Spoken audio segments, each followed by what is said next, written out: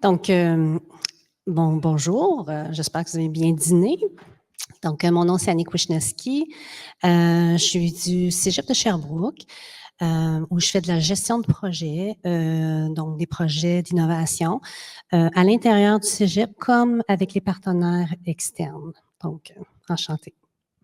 Bonjour à tous, je m'appelle Charlène Marion, je travaille avec Seawill AK Canada, enseignement coopératif et apprentissage intégré au travail Canada. C'est long. Je prends une respiration après ça. Je suis la directrice générale là depuis 3 ans. Avant ça, j'ai vécu beaucoup de temps, plus de 15 ans dans un milieu universitaire, beaucoup dans le monde d'apprentissage expérientiel, enseignement coopératif, également comme conseillère académique entre autres. Et il me ferait plaisir d'être parmi vous aujourd'hui. Donc, on commence. Je pensais que peut-être ça va être intéressant de juste savoir, puis je connais quelques personnes dans la salle, mais juste avoir une idée, je sais qu'on a des institutions postsecondaires représentées. Est-ce qu'on a l'industrie représentée aussi? Oui? En ligne, parfait. Des organisations à but non lucratif, oui? Super, juste pour nous donner un peu une idée de qui on a dans la salle et en ligne.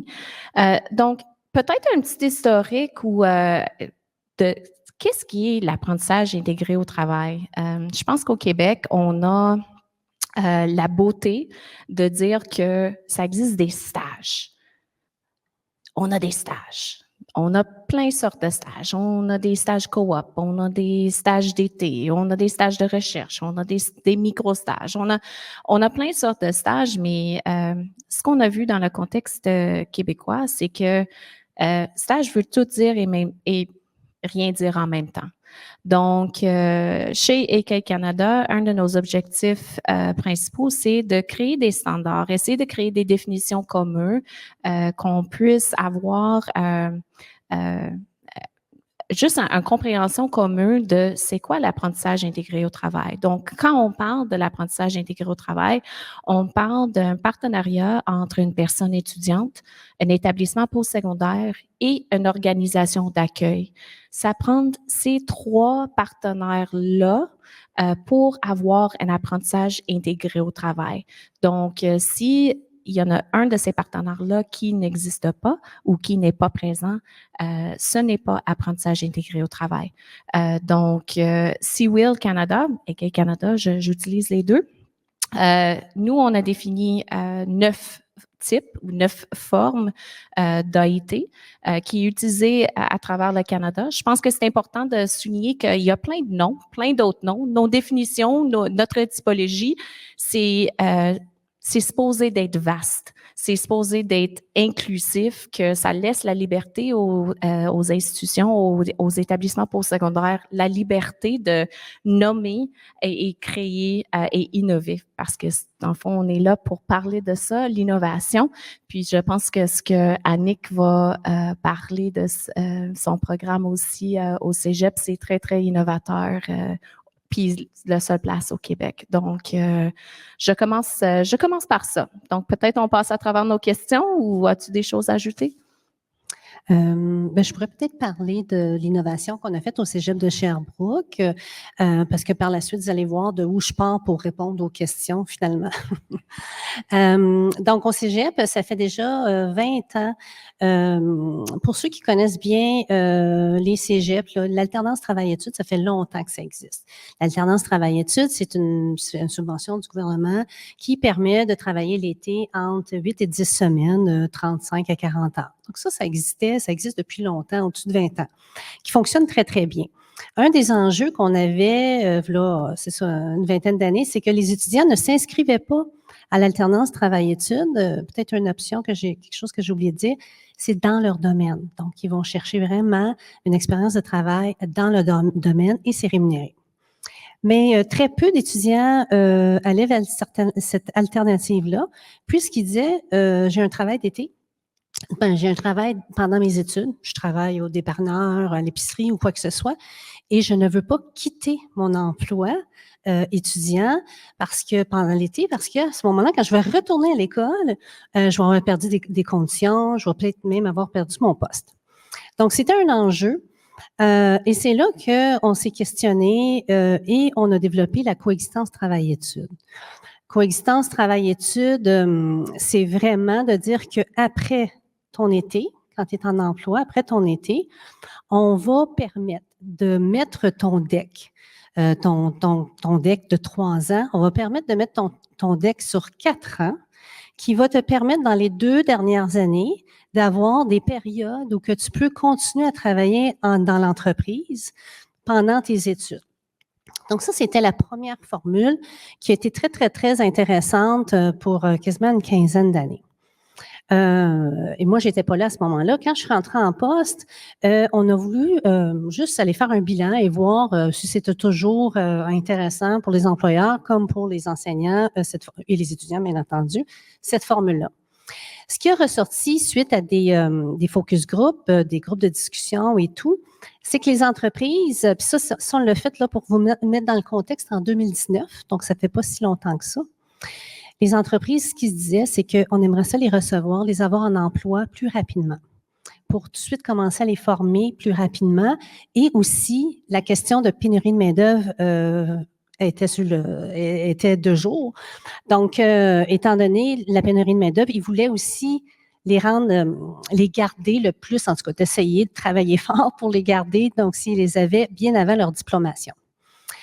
Ça, c'était le besoin des entreprises. Besoin des étudiants, ils disaient que mettre le DEC sur 4 ans, parce qu'il y a une réalité maintenant où que les DEC, 50% des étudiants qui vont chercher les DEC vont poursuivre à l'université. C'est une nouvelle réalité qu'on n'avait pas il y a 20 ans. Donc, cette réalité-là fait que des étudiants disaient, ben moi, je veux le faire sur 3 ans, j'ai pas le coup d'étirer mes études. Donc, c'est là qu'on est arrivé avec des enseignants, puis avec toutes ces données-là, de dire on pourrait aller vers l'ACT, donc l'apprentissage en coexistence travail-études. C'est-à-dire, je travaille l'été en stage dans mon milieu. Je peux continuer à travailler si j'ai des espaces, là, j'ai du temps pour travailler.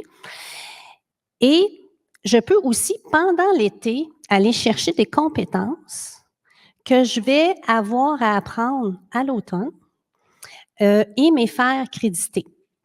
Si je donne un exemple très concret, en technique de génie mécanique, par exemple, il y a un cours qui se donne à la 2e année, l'automne de 2e année, qui s'appelle la métrologie, la mesure des pièces.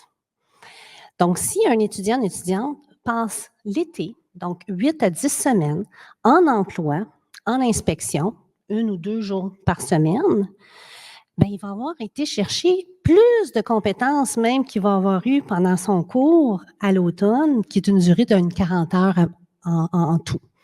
Donc, l'enseignant va évaluer ses compétences au mois d'août. Et si les compétences sont atteintes, ben, il va dire, ben, moi, je t'offre la note est déjà réglée. Donc, tu peux continuer à aller en emploi au lieu d'être assis sur le banc d'école pendant cette période-là. Donc, c'est une façon pour nous d'essayer de ne pas prolonger les études, mais que l'étudiant, l'étudiante puisse aller chercher une expérience sur le marché du travail. Donc, c'est les 2 programmes, 2 projets pilotes qu'on a mis sur pied. Et maintenant, c'est le temps de la réalité et ça amène des enjeux que je pourrais parler tantôt. Puis si vous permettez de reculer en arrière, parce qu'on parle de l'apprentissage intégré au travail, une très grande histoire au Canada, mais on parle de l'apprentissage par expérience des siècles et des siècles, dans le temps d'Aristotle. Fait que c'est pas nouveau. C'est pas un concept qui est nouveau. Mais au Canada, on a vraiment vu dans les années 70 l'émergence de l'enseignement coopératif, des stages coop. Tout le monde connaît, quand on parle de l'AIT, du Work Integrated Learning, tout le monde dit « Ah oui, coop, je connais ça. » Même ce matin, sur des panels, ça parlait de coop. Mais c'est une forme qui est très, très, très bien connue au Canada, des stages apprentis aussi.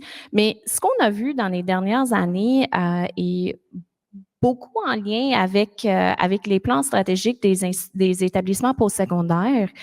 Et aussi le mandat du gouvernement du Canada, d'être complètement franc. Ils ont travaillé avec le Business Higher Ed Roundtable. Ils ont sorti un rapport en 2016 en disant qu'ils voulaient tous les étudiants au Canada, ils voulaient que tous les étudiants au Canada aient au moins une expérience en AIT dans leur premier diplôme. Wow! On parle de quelques millions d'étudiants. Ouf! OK. Ça va être un défi. Donc, ça fait en sorte que on voit l'émergence de plein d'autres formes d'IT qui ont été là.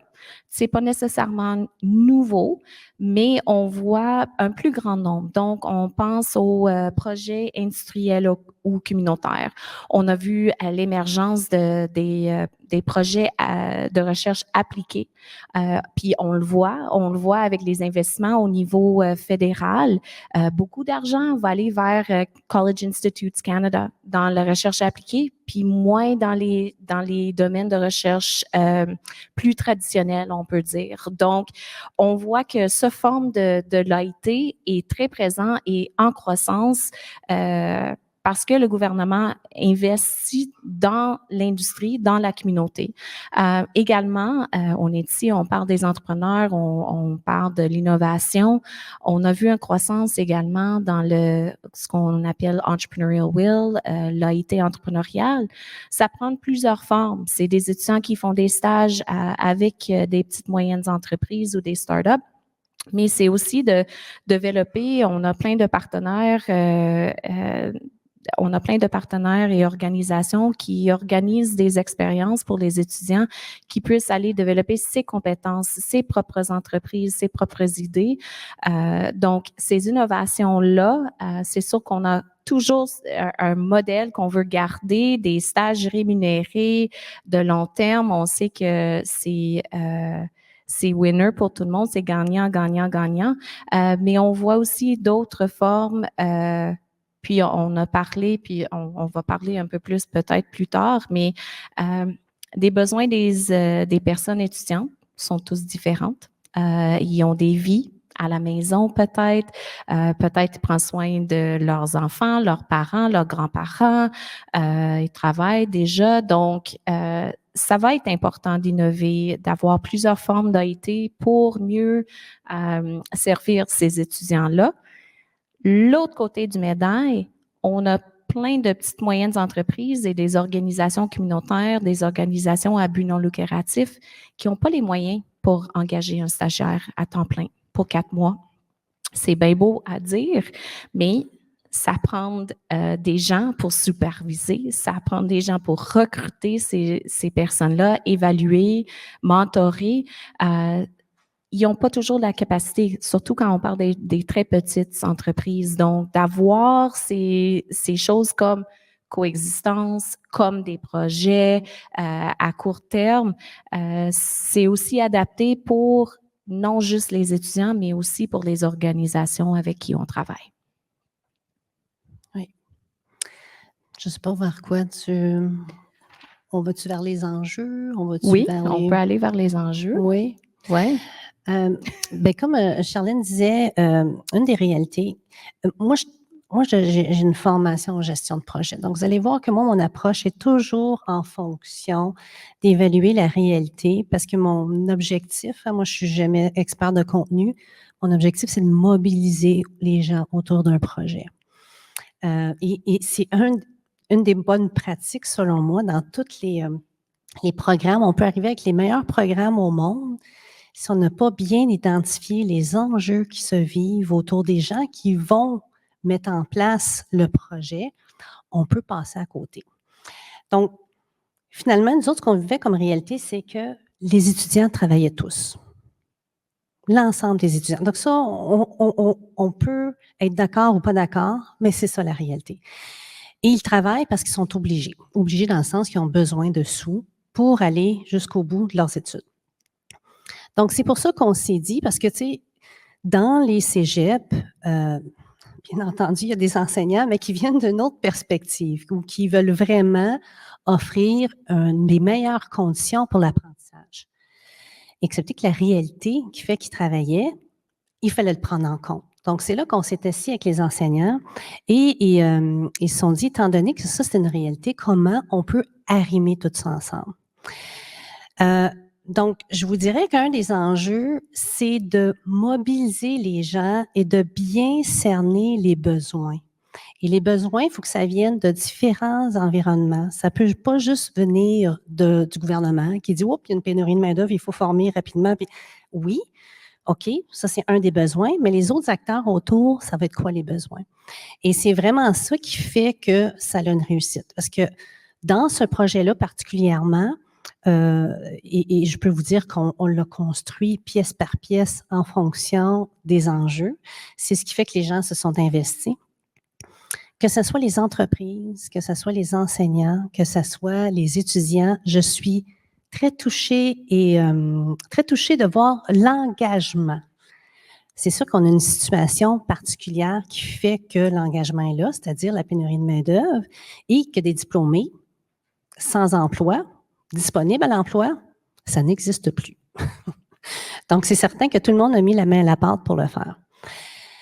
Mais l'enjeu à l'intérieur du cégep, ça a été surtout un changement de pratique. Donc, du développement organisationnel, un changement organisationnel à tous les niveaux. Quand on parle de changement organisationnel, ça veut dire que la direction générale doit s'engager dans ce mouvement-là pour encourager chaque département et les enseignants. Je vous dirais, c'est les deux pôles les plus importants. Quand les deux sont engagés, parce qu'après que ça impacte sur tout le reste des départements, que ce soit le registrariat, que ce soit les API, ça impacte plusieurs individus. Mais quand on réussit à engager ces deux pôles-là et tranquillement prendre son temps, y aller par essai-erreur, c'est là qu'à ce moment-là, on peut vraiment arriver à une bonne pratique. Un autre enjeu qui serait important qu'on a discuté, c'est que ces approches-là sont beaucoup, souvent, vont être subventionnées par des projets de 3 ans. Changement organisationnel, un changement de pratique, ça prend plus que 3 ans. On pourrait dire que pour établir une certaine base, c'est 5 ans. Et après, souvent, les subventions tombent. Ben là, nous autres, ça va faire 5 ans.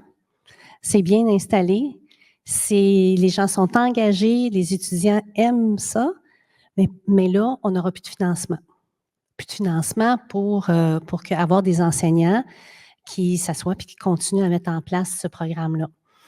Donc, ça, c'est un enjeu que le gouvernement a tendance à vouloir faire descendre des enveloppes avec des programmes tout construits d'avance. Je peux comprendre, parce que c'est de l'argent public, puis on veut avoir une reddition de compte et tout. Par contre, que je trouve que ça ne s'arrime pas avec ce qui se passe sur le terrain. Donc, il faudrait plus avoir des enveloppes qui nous permettent d'avoir une mobilité sur le terrain qui nous permettrait de vraiment mettre en place les programmes avec peut-être des orientations, des objectifs à atteindre, ça tout à fait, mais il faudrait aller plus dans ce sens-là. Et je vous dirais, parce que le milieu aussi, ça va demander au milieu de s'engager dans une pratique plutôt que mettre en place un programme. Donc, je dirais pour le moment, c'est ça que je vois là comme enjeu. Si je peux partager avec vous des enjeux que nous, comme une organisation nationale qui a essayé de travailler au Québec, surtout de débourser nos fonds.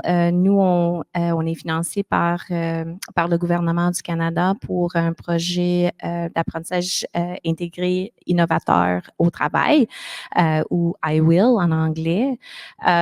Puis, premièrement, ce qu'on a constaté, c'est que ça existe, mais il n'y a pas un langage commun. Donc, ça fait en sorte que quand on travaille avec les établissements postsecondaires et même quand on travaille avec l'industrie ou la communauté, il n'y a pas une définition commune. Puis au point que on travaille beaucoup avec la Fédération Chambre de commerce du Québec, la FCCQ. Puis même eux, il fallu changer leur nom du programme de financement, le Student Work Placement Program, parce que l'AIT, ça ne résonnait pas au Québec. C'est comme, qu'est-ce que c'est ça, l'AIT? Je ne sais pas c'est quoi. Tandis que le reste du Canada, Work Integrated Learning, tout le monde sait c'est quoi. Tout le monde sait c'est quoi. Ils ont au moins ça dit quelque chose, mais AIT, apprentissage intégré au travail, Québec, c'est quoi? Est-ce que c'est AMT, apprentissage milieu de travail? Il y a un subvention au niveau provincial. Tout était mêlé. Fait que là, on a pris le temps de travailler ensemble pour essayer de démystifier un peu qu'est-ce qui est quoi. En haut de ça, ce qu'on a vu, c'est que la structure des institutions postsecondaires au Québec sont pas comme les autres provinces. Et on le voit vraiment dans les cégeps que les postes de coordonnateurs ou des professionnels en AIT, ça n'existait pas. Ça passe par des professeurs, ça passe par peut-être il y a un coordonnateur en AIT, mais quand on parle d'autres formes d'AIT, c'est comme de quoi tu parles. Donc, même les universités, il y a quelques universités qui ont des départements d'apprentissage expérientiel, mais vraiment dans le monde francophone, les départements coop, oui, bien développés, bien connus, mais tout ce qui est le reste de les formes d'AIT au Québec, ça a été très, très, très difficile. Fait que pour ce point-là, on voit que il y a très longtemps, le gouvernement du Québec a financé un crédit d'impôt pour les entreprises du Québec qui embauchent des stagiaires pour un minimum de 8 semaines, maximum 16 semaines. Ça, c'est super. Il y a des provinces au Canada qui se battent pour avoir un crédit d'impôt comme ça. Donc, déjà là, je pense que la province du Québec est à l'avance. Par contre, on voit les investissements des millions de dollars par la part de l'Ontario, le Nouveau-Brunswick, Colombie-Britannique et même l'Alberta en apprentissage intégré au travail sous la forme de subventions pour les établissements postsecondaires ou des subventions salariales pour les entreprises. Donc, ça a l'air qu'il y a c'est déconnecté. Parce qu'on sait au Québec, on a le ministère d'Enseignement supérieur, le ministère d'Éducation et on a le ministère d'Emploi. L'apprentissage intégré au travail, c'est les deux. Donc oui, ça se passe dans les deux milieux. Ça se passe dans les établissements postsecondaires et en industrie et communauté. Donc, ce qu'on voit, c'est qu'il n'y a pas une ministre au Québec qui vraiment va s'attaquer à l'apprentissage intégré au travail, tandis que comment c'est structuré dans d'autres provinces, de tout ce qui est la formation de main-d'œuvre, skills training, si on veut, et éducation supérieure ou éducation avancée, c'est ensemble. Donc, on voit pourquoi peut-être, pas parce que ça n'existe pas, puis pas parce que Québec est pas un milieu riche en AIT, c'est juste, c'est plus dur à trouver et à nommer ce qu'on fait dans une façon collective. Mais, vas-y. Je voudrais juste rajouter, je suis d'accord avec toi. J'ai apporté un petit bémol, là, c'est pour travailler sur le terrain, là. J'ai les enseignants qui me font toujours attends une minute, Annick.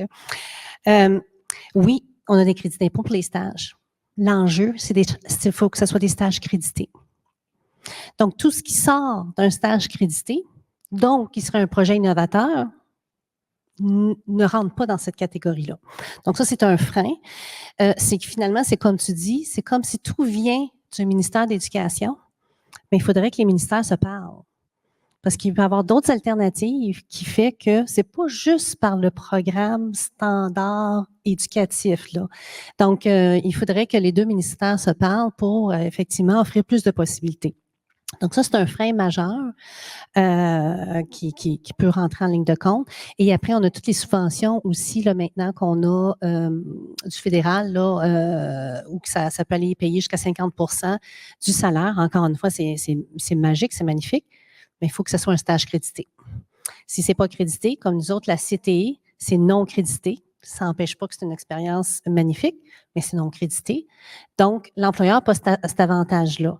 Quand c'est une subvention, il l'a. Donc, juste pour vous mettre un peu la complexité que ça peut avoir pour les employeurs, un étudiant qui fait tous les processus, qui va en alternance travail-études l'été, il y a le crédit d'impôt, il y a la subvention pour son salaire. Oups! À l'automne, il commence la CTE, plus de crédit d'impôt, plus de subvention. Après, il s'en va en apprentissage, coexistence, travail-études, pas de crédit d'impôt, pas de subvention. En janvier, il commence son stage crédité à temps plein, crédit d'impôt, subvention. Vous comprenez comment l'employeur là, doit se positionner et c'est là que mes coordonnateurs de stage font comme Annick, comment je peux vendre ça? Là, à un moment donné, ça devient complexe. Donc, avoir un arrimage, ça serait intéressant, ça faciliterait l'échange de communication pour les institutions scolaires comme pour les entreprises et ça serait des moyens, des leviers intéressants pour tout le monde.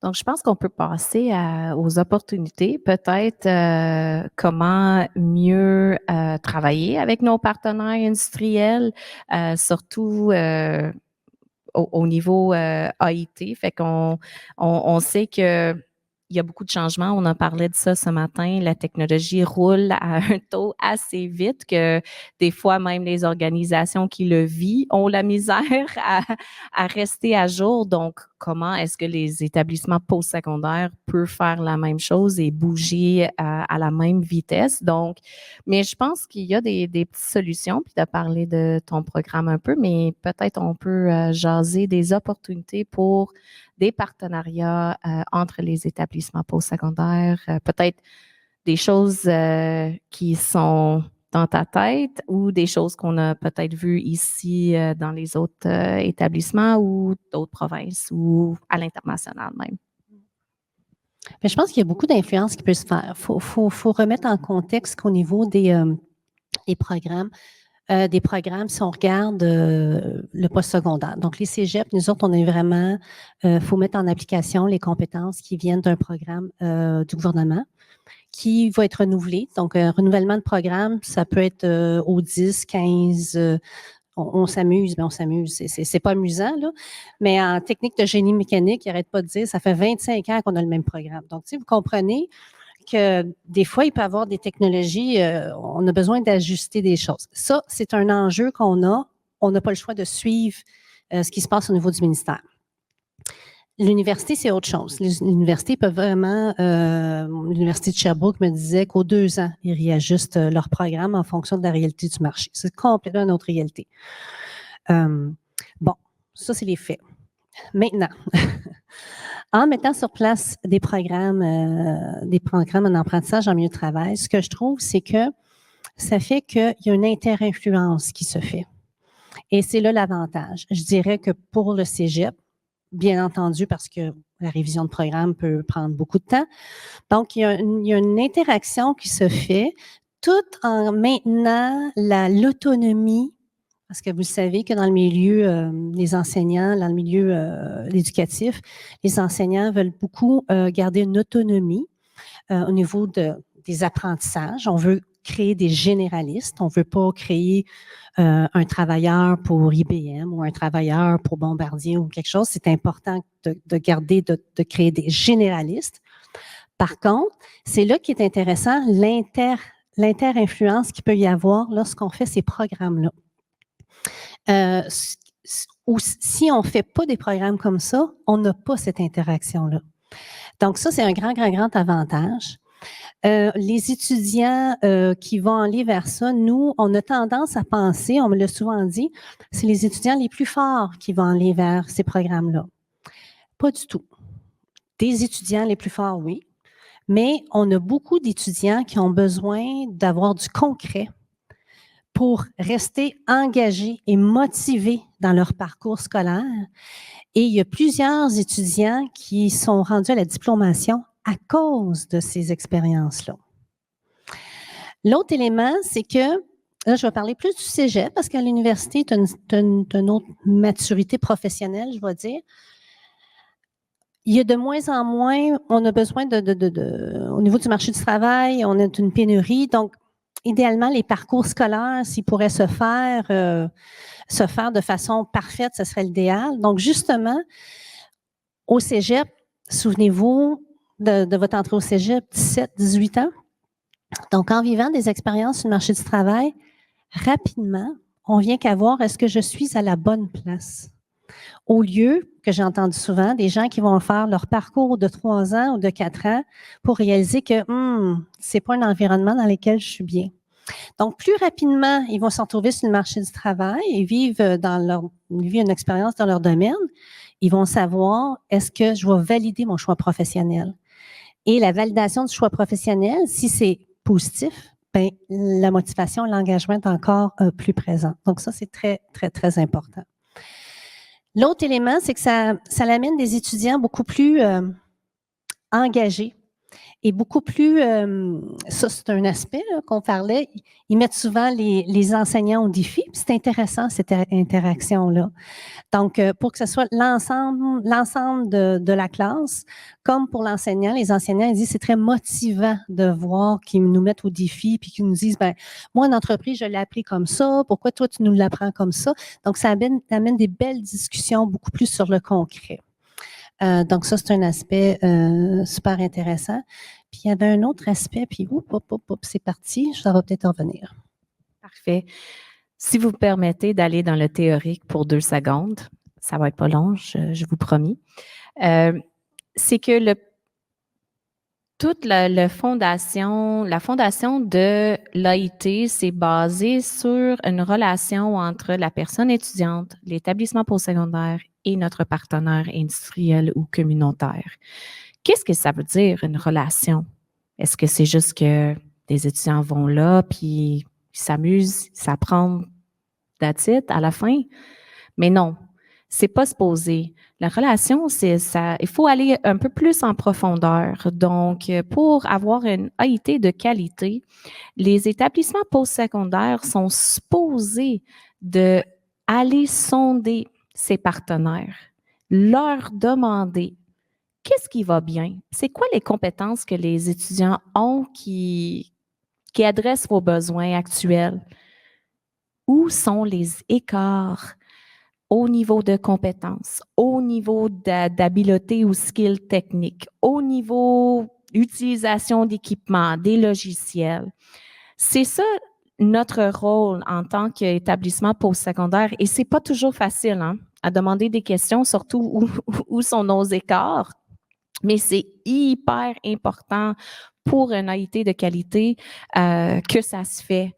Donc, peut-être les gens qui sont en ligne, qui viennent de l'industrie, qui embauchent des stagiaires ou travaillent avec des établissements postsecondaires pour des expériences en AIT, si ça se fait pas présentement, bien, prends le temps de donner une rétroaction. Ça va être apprécié. Puis je vous dis, les organisations, les institutions postsecondaires qui le font sont des tops au Canada. C'est eux qui reçoivent les rankings numéro 1, 2, 3, 4, 5 en innovation.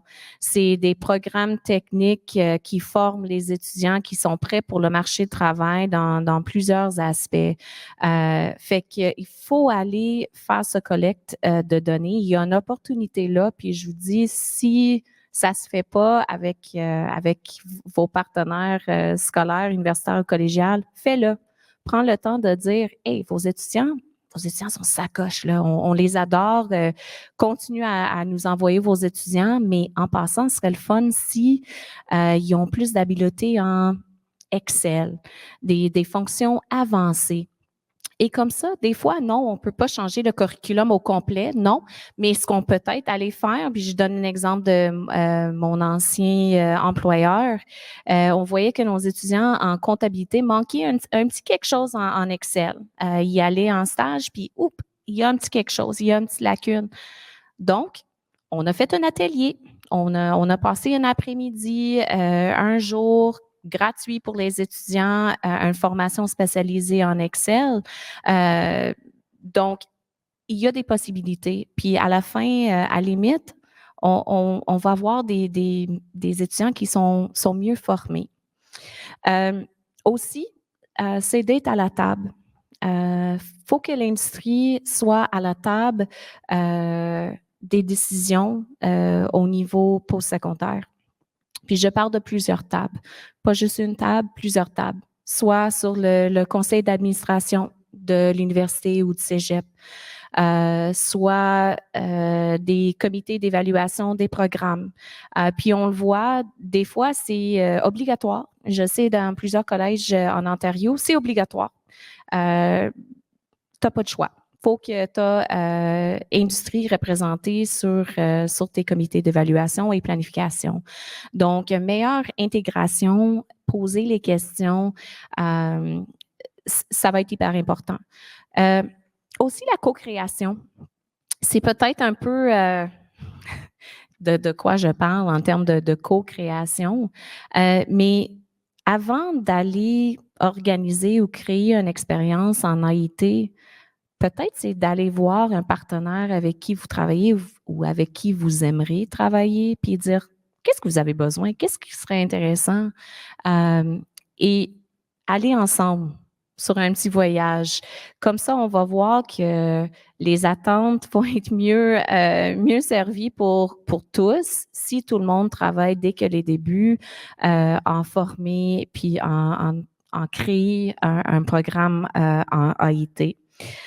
La dernière chose que j'aimerais mentionner, c'est l'implication de l'industrie dans plusieurs formes et des choses tangibles.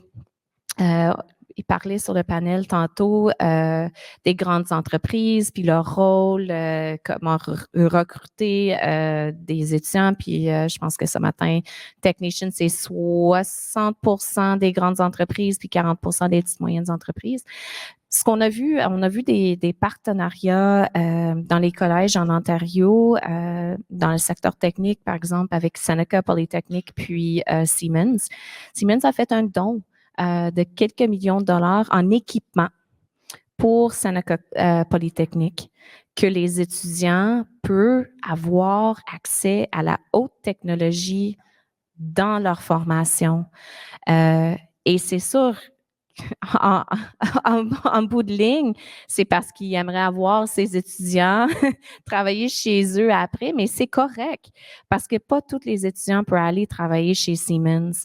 Mais si on a des étudiants qui ont un accès qui n'auraient pas pu avoir sans cette don-là, je pense que l'industrie a également son rôle à jouer, puis surtout des grandes entreprises qui sont des innovateurs, qui ont l'argent et pour investir, c'est une place qu'ils peuvent investir puis avoir un impact sur l'écosystème au complet. Des choses à ajouter?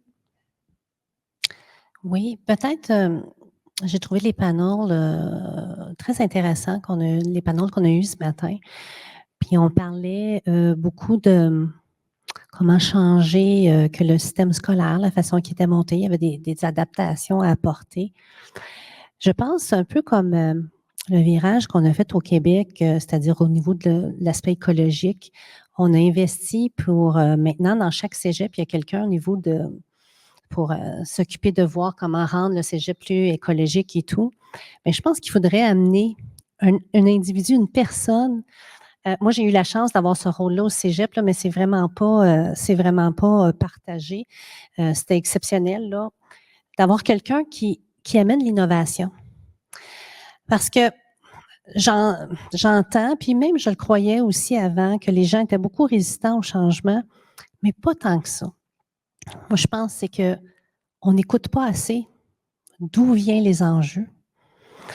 Et il n'y a pas quelqu'un pour coordonner les projets. C'est souvent l'enseignant ou l'enseignante, tu le disais tantôt, le plus motivé, qu'en dehors de ses cours, qui se donne à 150%, qui monte des projets, puis qui va chercher la subvention et tout. C'est parfait, c'est de la motivation, mais s'il y avait quelqu'un pour coordonner ça. Moi, dans mon institution scolaire, j'étais souvent, quand j'allais voir les enseignants pour amener une mobilisation, puis ils étaient très motivée. Je disais, moi, je vais dénouer les nœuds. Je vais être là où votre zone d'inconfort est, moi, je vais dénouer. Pour certains enseignants, c'était le contact avec l'entreprise. Pour d'autres enseignants, c'était comment tu peux faire monter ça en direction. Pour d'autres enseignants, ils me disaient, ben comment ça va passer au niveau syndical. Et moi, j'étais là pour justement travailler avec eux autres pour aller dénouer tous ces enjeux-là. Et surtout, ne pas être expert de contenu, parce que c'est eux autres qui ont la solution. Donc, ce serait une façon d'influencer le milieu scolaire, parce que souvent, on se dit comment on peut amener un changement dans notre milieu scolaire. Bien, je pense que ça, ce serait une façon, parce qu'on travaille avec les gens et selon la culture qui est là présentement, pour arriver à autre chose. Et ça permet, comme justement, un poste comme j'occupe, bien, d'être au courant des subventions, parce que souvent, on me disait, ah, pas de financement. Non, non, du financement, il y en a, là. C'est pas là l'enjeu, là. Mais parce que je peux être dégagée pour aller voir, pour comprendre, pour saisir. Je peux être dégagée pour rencontrer les partenaires, parce que les partenaires du développement économique sont excessivement présents et engagés. Il faut prendre avantage. Moi, je vois la pénurie de main-d'œuvre comme un défi. Et c'est le temps, c'est dans les moments de crise qu'en tant que communauté, on arrive à faire des changements. Et c'est le temps maintenant. Quand on va se retrouver qu'il n'y aura plus de pénurie de main-d'œuvre, bien, ce qu'on aura créé dans cette période-là va se cristalliser et après, ce sera un autre cycle. Donc, on est dans une période d'innovation, on est dans une période de création. Donc, il faudrait vraiment là, mettre l'énergie à ce niveau-là. Puis moi, j'y crois. Là. C'est intéressant que tu dises ça, Annick, parce que c'est ça la beauté vraiment de l'apprentissage intégré au travail. Les gens qui travaillent dans ce domaine-là, ils ont un pied en industrie, dans le marché du travail, et l'autre pied dans un établissement postsecondaire. Donc, souvent, ils jouent le rôle de voir les deux côtés du médaille. Fait que c'est vraiment ça la beauté de cet arrimage-là, et ces gens qui font ce travail-là sont souvent dans les deux places en même temps et ont une vision un peu différente de quelqu'un qui est purement académique ou purement dans l'industrie. Donc, ces gens-là sont vraiment une belle ressource pour répondre aux questions, pour voir les possibilités, créer, innover ensemble. C'est souvent une place pour l'innovation. Est-ce qu'on saute à la dernière question, puis on laisse le temps pour des questions dans la salle ou en ligne? Oui. Donc, la question, c'est quel rôle des organismes d'accréditation et certification industrielle peuvent-ils jouer dans la validation de la qualité et de la pertinence des expériences d'AIT pour les personnes étudiantes poursuivant une carrière dans le secteur technologique? Ouf! Voilà. Moi, je suis en gestion de projet, hein? Donc, je me suis dit, quelle belle question. Il faudrait que j'aille les voir pour savoir c'est quoi leurs besoins. C'est de quoi ils ont besoin, c'est quoi les enjeux, dans quoi ils ont le goût de s'investir finalement. Et je suis certaine qu'à travers ça, puis j'ai pas la réponse, hein, c'est pour ça que je dis quelle bonne question. J'avais pas vu cet angle-là, très intéressant. Bien, ça vaudrait la peine, effectivement. Là, on parle de l'institution scolaire, on parle du milieu du travail, on parle des partenaires du développement économique, mais il y aurait toutes les accréditations et tout ça, qui je suis sûre qu'on pourrait savoir c'est quoi vos enjeux. Et souvent, ces institutions-là, les gens qui sont membres, ça va être les ingénieurs, ça va être les professionnels. Donc, c'est sûr qu'ils doivent répondre, offrir un service à ces gens-là. Donc, il y aurait un beau terreau de projets innovateurs à aller chercher, en allant chercher c'est quoi les enjeux qui vivent et tout. Donc, voilà, c'est un angle que je n'avais pas vu puis que je trouve vraiment intéressant à explorer. Puis ce qui est intéressant, Annick, c'est comme tu as commencé avec cet exemple-là, l'étudiant qui fait son stage dans le milieu, puis il y a une acquisition de telles compétences sur terrain, ça devient crédité dans un établissement postsecondaire. Fait que je pense que c'est dans cette optique-là qu'on voit des opportunités comme des organismes d'accréditation, de mieux travailler avec les institutions postsecondaires.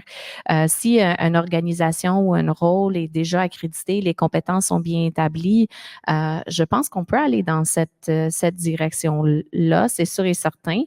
On le voit déjà avec Red Seal, des apprentis, tout ce qui est Red Seal, écoute, on le fait déjà, c'est un arrimage, c'est un partenariat avec des établissements postsecondaires et industrie. C'est un des plus beaux formes de AIT qu'on peut savoir, c'est accrédité, étampe pour une bonne raison. Des fois, c'est pas si évident pour d'autres disciplines non technologiques, mais ça me fait penser à un projet pilote qui a été fait à l'Université de Waterloo. Ils ont travaillé, puis l'acronyme en français, je suis désolée, mais c'est le Electricity Human Resource Council. Ils ont travaillé sur un micro-crédentiel pour des ingénieurs qui faisaient des ingénieurs en électricité qui ont fait des stages.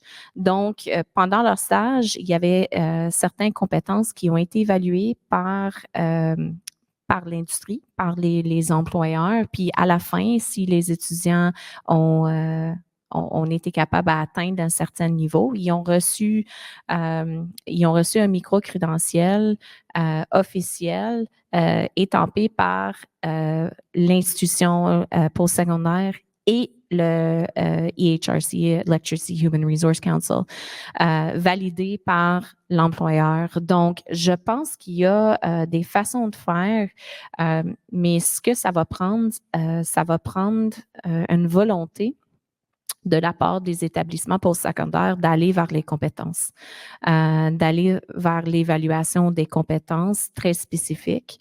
Dans certains cas, ça se fait déjà, surtout secteur de la santé, on sait, secteur des skills avancés, Red Seal, médecin, ingénieur, comptabilité, éducation. Il y a certains que ça se fait déjà, mais je pense qu'on peut aller vers d'autres partenariats avec des programmes concrets qu'on puisse travailler ensemble.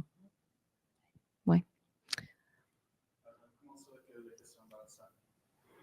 Parfait.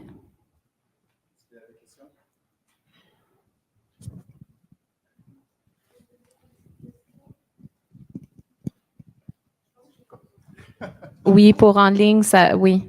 Oui. Et nous avons reçu 2 questions en ligne pour un moment. Parfait. Allô, Charlène. Allô, Annick. On a eu l'occasion de se parler tout à l'heure quand on mangeait. Il y a quand même 20 ans que moi, j'ai terminé mon secondaire et que j'ai été au cégep. Et je me rappelle qu'à mon époque, c'était pas quelque chose qui était très populaire, en fait, de faire un DEC de 3 ans. Ça n'a pas été du tout vendu. Nous, ça a été 2 ans pré-universitaire. Parce que vous avez dit, quand vous avez commencé, que ça faisait déjà 15 ans à peu près que c'est devenu populaire. Fait est-ce que c'est à cause de ça et aussi, en fait, je voudrais savoir, est-ce qu'aujourd'hui, c'est tout aussi populaire ou la réalité, elle a changé? Juste pour bien comprendre, ça serait faire le DEC sur le DEC, toi, tu parles du DEC de 2 ans, général? Oui, parce que, bon, à l'époque, c'est ça, ce qui était vraiment toujours connu de tous, de tous les étudiants au secondaire, c'était « Ah, je vais aller au cégep, je fais 2 ans ». Puis vraiment, c'était pas quelque chose qui a été, on va dire, très bien marketed. Donc, est-ce que la réalité du marché, elle a changé aujourd'hui? Bien, ce qui a changé, tu as tout à fait raison. Avant, c'était plus connu le cégep pour le DEC général. On appelle les PRIU, là, les DEC en général de 2 ans. Ça, c'est pour un passage directement à l'université. Et avant, ça fait peut-être 20-30 ans, là, quand tu allais vers un DEC technique, donc un DEC de 3 ans, il n'y avait pas d'ouverture, il n'y avait pas de passage vers l'université. Maintenant, le passage vers l'université se fait très bien. Donc, c'est pour ça qu'il y a des étudiants qui vont privilégier d'aller faire un DEC de 3 ans en éducation spécialisée, en génie mécanique ou quoi que ce soit, avant d'aller vers un bac. Donc, ça, c'est une des alternatives qui se fait.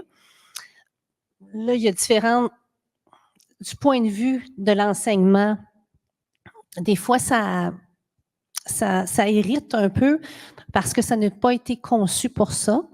J'entendais des professeurs d'université qui disaient, ben moi, les gens qui viennent du DEC, parfait, mais c'est parce que moi, mes programmes n'ont pas été conçus pour ça. Ont été conçus pour des généralistes, de recevoir des généralistes, puis là, de pousser l'information beaucoup plus au niveau théorique. Donc, ça irrite un peu. J'entends les gens du marché du travail qui font comme « wow », tu sais. J'ai des gens avec une technique, donc qui ont travaillé le concret sur le terrain et ils s'en vont comme ingénieurs, donc ils comprennent la réalité de la production quand ils mettent en place des projets ou des affaires comme ça. Donc, ça crée une petite révolution tranquille, je veux dire tranquille, parce qu'on n'entend pas trop, mais ça amène des enjeux différents. Donc, oui, c'est une nouvelle réalité. C'est une nouvelle réalité aussi que plus que 50% des étudiants vont faire leur DEC sur 4 ans, indépendamment des programmes qu'ils vont avoir. Ça n'existe plus vraiment. Il y en a qui commencent leur DEC puis demandent un cheminement 4 ans. Avant, ça n'existait pas. C'était des exceptions. Maintenant, on a tous des cheminements 4 ans, cheminements 3 ans. Ça, c'est une autre réalité qui a apporté, qui ouvre à l'expérientiel en milieu de travail, là, bien entendu. Je pense que l'aspect, comme Annick a mentionné, c'est le DEC-BAC. Des ententes DEC-BAC entre cégep et université, surtout au Québec. Ça a beaucoup changé le rôle des programmes techniques. Donc, les étudiants n'ont pas l'impression qu'ils perdent leur temps. Ah, je vais faire 3 ans au cégep. Au contraire, quand les universités créditent au moins une année, souvent, selon les notes puis tout ça, ils vont créditer cette année-là. Donc, au lieu d'avoir un bac de 3 ans, mettons, je parle en comptabilité, là, quelque chose hyper facile à comprendre, c'est juste 2 ans. Donc, c'est moins dispendieux. Passer 3 ans, j'ai le temps aussi de...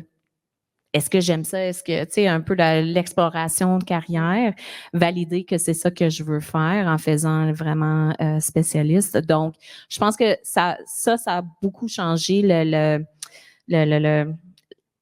perception des DEC techniques aussi, parce que les universités commencent de plus en plus à avoir des ententes formelles avec des cégeps où les cours sont crédités. Ouais. Merci beaucoup.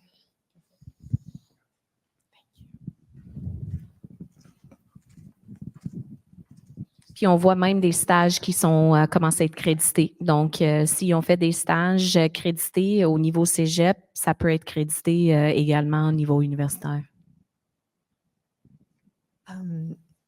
Dans une ancienne vie, je travaillais dans les organisations pour pallier aux compétences qui manquaient. Et j'étais curieuse si vous avez inclus à part Excel des compétences de leadership ou de collaboration, travail d'équipe, priorisation, gestion du temps, qui est souvent les compétences qui sont les grandes lacunes. Je peux pas parler pour tous les établissements postsecondaires, mais normalement, puis quand on parle d'une expérience plus intense, mettons un stage de long terme, un stage coop, un stage clinique, par exemple, quelque chose comme ça.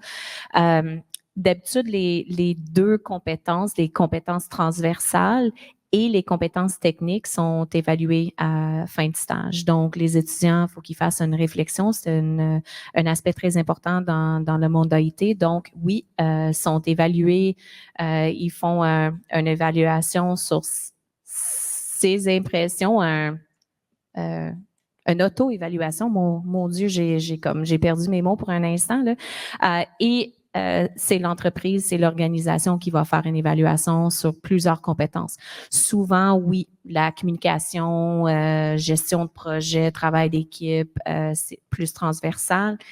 Et également des compétences plus techniques spécifiquement reliées à la domaine. Donc, non juste une évaluation de la part du partenaire, mais également une réflexion au niveau de l'étudiant pour dire OK, c'est quoi des exemples concrets où j'ai démontré la communication, où ce sont les compétences, peut-être que je manque un peu, puis je dois améliorer pour la prochaine fois ou pour mon futur travail à temps plein. Donc oui, c'est absolument évalué, mais comme on le sait, une auto-évaluation, il faut avoir quand même une bonne connaissance en soi, puis même les organisations, des superviseurs, si on n'a pas une grille d'évaluation hyper détaillée,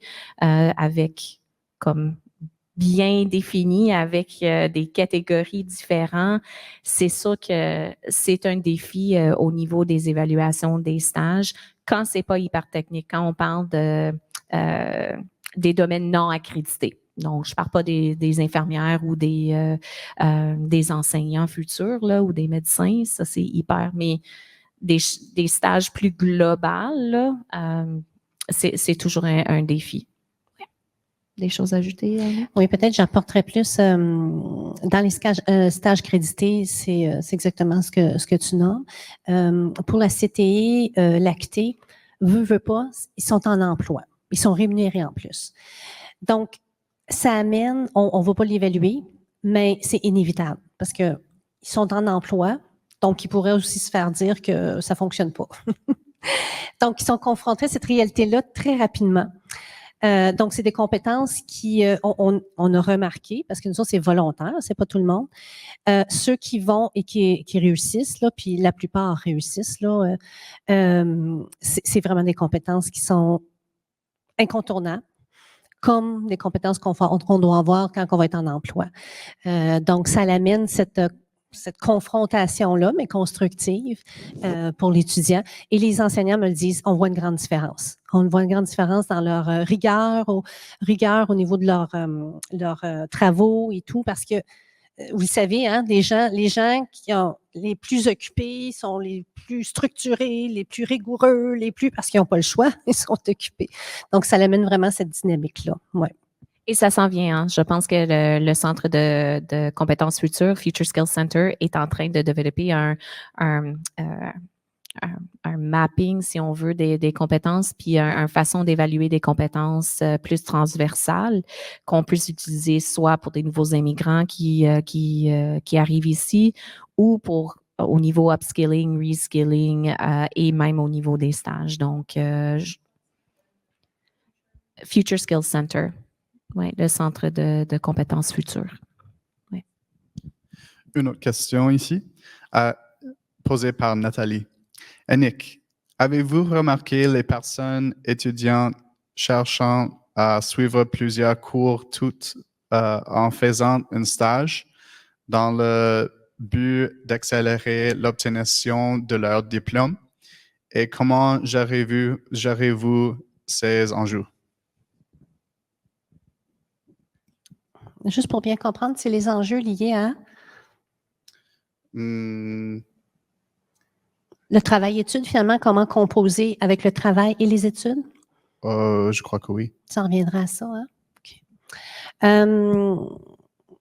C'est ça, bien nous autres, il y a vraiment, étant donné qu'ils mettent leur deck sur 4 ans, ils vont avoir vraiment des espaces, des périodes libres pour travailler. Il faut juste mettre en contexte que l'ensemble des étudiants qu'on offre ce programme-là ou pas vont travailler en moyenne 20 heures et plus. Puis 20 heures, là, c'est la base. Donc, ils vont travailler, que ce soit dans un dépanneur ou ailleurs. Donc, cette réalité-là, elle est là. Ce que nous autres, on offre, c'est une façon de le structurer, d'avoir un certain encadrement de la part de l'enseignant et surtout d'aller chercher des compétences dans leur domaine tout en étant rémunéré. Puis souvent, c'est une rémunération plus élevée que le salaire minimum qu'on pourrait avoir dans un autre environnement.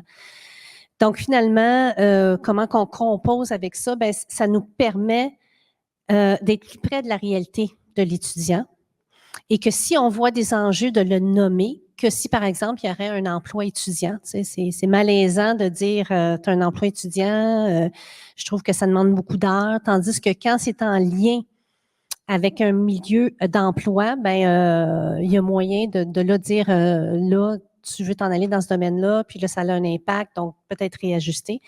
Ça amène une autre dynamique intéressante, c'est que nos entreprises, ils sont en pénurie de main-d'œuvre, donc ils veulent collaborer avec nous.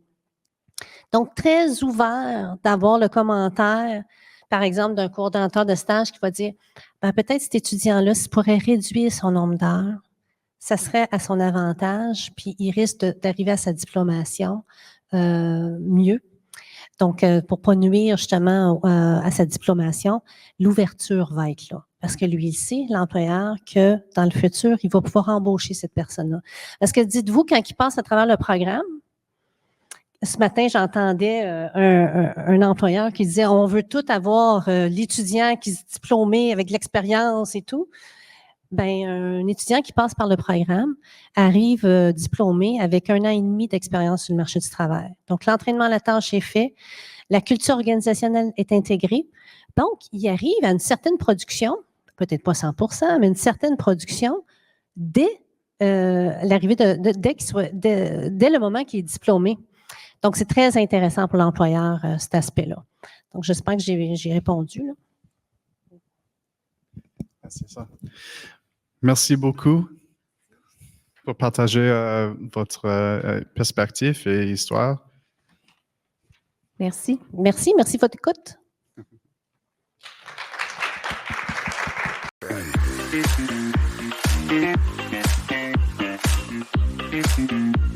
Thank you.